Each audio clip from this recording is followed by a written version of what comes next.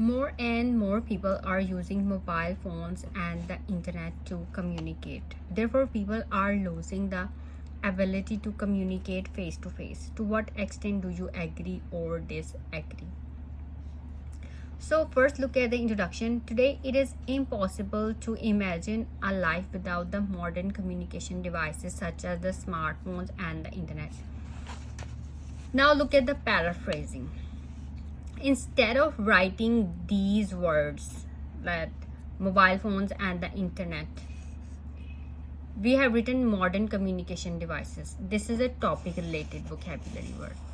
अब ये जो ऐसे है ये मोबाइल फोन्स और कम्युनिकेशन से रिलेटेड है, बिकॉज मोबाइल फोन्स जो है वो मीन्स ऑफ कम्युनिकेशन है.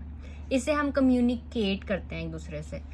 वैसे तो जो मतलब जो वे ऑफ कम्युनिकेशन है वो तो फेस टू फेस है, मतलब हम एक दूसरे के सामने बैठ के एक दूसरे से बातें करते हैं, जैसे हम एक दूसरे के फेशियल एक्सप्रेशंस देख सकते हैं. बट अब मोबाइल फोन्स ने हमारे लिए ये आसानी कर दी कि हम किसी भी कंट्री में बैठे हों, किसी भी मतलब कॉर्नर पे हों वर्ल्ड के, हम वहाँ पे बैठ के एक दूसरे से कम्युनिकेट कर सकते हैं through this smart communication devices और modern communication devices. So this is a topic related vocabulary word. Topic related vocabulary is really important.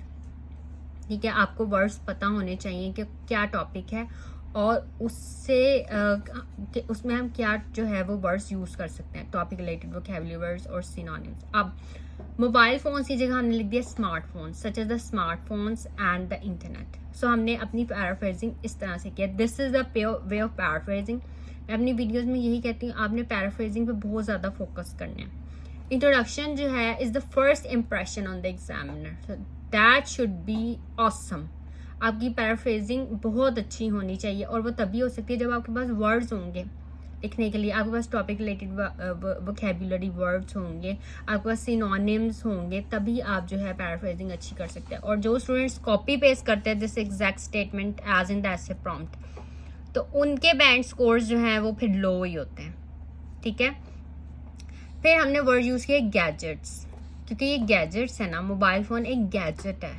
ठीक है, इलेक्ट्रॉनिक गैजेट भी आप लिख सकते हैं, सिर्फ गैजेट भी लिख सकते हैं. ये भी टॉपिक स्पेसिफिक वोकेबुलरी है. इलेक्ट्रॉनिक गैजेट्स और मॉडर्न कम्युनिकेशन डिवाइसेस, इनके मीनिंग सेम है बट वर्ड्स डिफरेंट है और ये एडवांस्ड वोकेबुलरी है. So these gadgets have revolutionized the concept of communication. अब यहाँ पे हमने communicate ऐसे प्रॉब्लम में communicate था वर्ड, हमने लिख दिया उसे concept of communication. Although people are communicating less in person, I disagree that their ability of face-to-face communication.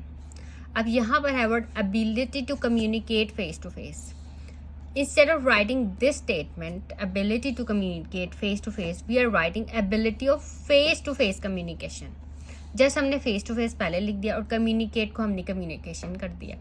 मतलब इन वर्ड्स में भी चेंजिंग करके आप जो है पैराफ्रेजिंग कर सकते हैं. आपने वर्ड्स को भी चेंज करके उनके स्पेलिंग्स कुछ ऐड करके, जैसे कुछ फ्री लिखा था फ्रीली लिख दें, लेकिन सेंटेंस फिर उसके मुताबिक बनना चाहिए.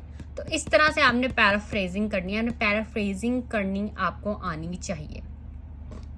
Okay, so it has been lost because of technology. I will support my perspective with my arguments in the following paragraphs. ठीक है, अब ability to communicate face to face है ऐसे प्रॉम्प्ट में. इंट्रोडक्शन में हमने यूज किया ability of face to face communication. फिर फर्स्ट बॉडी पैराग्राफ में हमने यूज किया face to face interaction. अब हमने कम्युनिकेशन की जगह लिख दिया इंटरेक्शन. इसका भी मीनिंग वही है. Communication and interaction, you can say these are synonyms, they have the same meaning. So face to face interaction. Ability of direct communication. अब डायरेक्ट कम्युनिकेशन क्या है? Face to face. Face to face communication is also called direct communication. Ability of direct communication. Okay, so face to face communication and direct communication, these both are the same thing.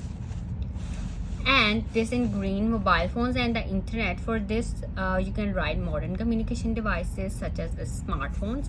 Mobile phones and smartphones same thing. And the internet you can also write gadgets, electronic gadgets. और यहाँ पे हमने लिखा है contact each other electronically. इसका क्या मतलब है कि एक दूसरे से कॉन्टैक्ट करते हैं इलेक्ट्रॉनिकली, मीन्स स्मार्टफोन से या मतलब मोबाइल फ़ोन से जो है वो एक दूसरे को कांटेक्ट करते हैं, ठीक है।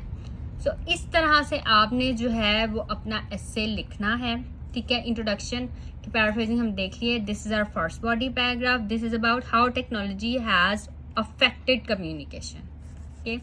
तो इसको आपने रीड करना है और फिर अपने वर्ड्स में लिखना है। Now second body paragraph, this is about how technology is not to be blamed. हमें टेक्नोलॉजी को ब्लेम नहीं करना चाहिए।